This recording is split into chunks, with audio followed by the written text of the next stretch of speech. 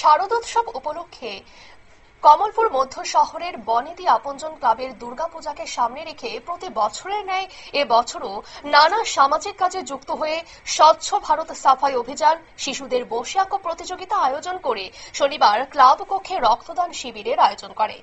এদিন রক্তদান শিবিরের উদ্বোধন করেন ক্লাব সদস্য বিধায়ক মনোজ কান্তি দেব।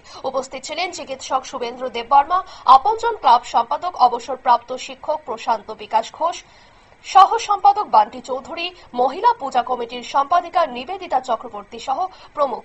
এদিন রক্তদান শিবিরে মোট 21 জন ক্লাব সদস্য স্বেচ্ছায় রক্তদান করেন। কি রয়েছে বিস্তারিত শুনুন।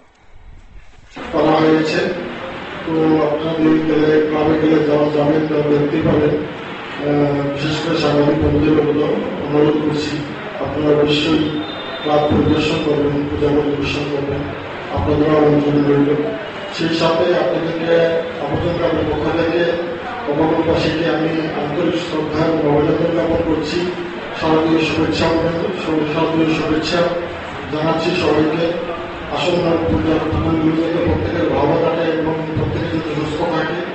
মা দুর্গার কাছে আমরা এটি প্রার্থনা করি যে প্রত্যেকের জীবনে যাতে সুখ সমৃদ্ধি নিয়ে আসেন এবং প্রত্যেকের সুস্থ জীবন আমরা কামনা করছি।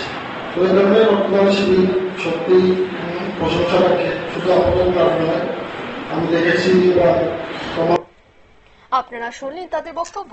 তিনি জানালেন যে এবারে যে রক্তদান শিবির করা হয়েছে এবং সেই রক্তদান শিবিরে কমলপুর প্রতিটি ক্লাব রক্তদানে এগিয়ে আসছে। সত্যি এটা কিন্তু প্রশংসার বিষয় এবং ত্রিপুরা এমন একটি রাজ্য যে রাজ্যে উৎসবের মেজাজে স্বেচ্ছায় রক্তদান কর্মসূচি হয়। আর ত্রিপুরার মানুষ প্রচুর পরিমাণে রক্তদান করে, যা ভারতের কোনো রাজ্যে দেখা যায় না।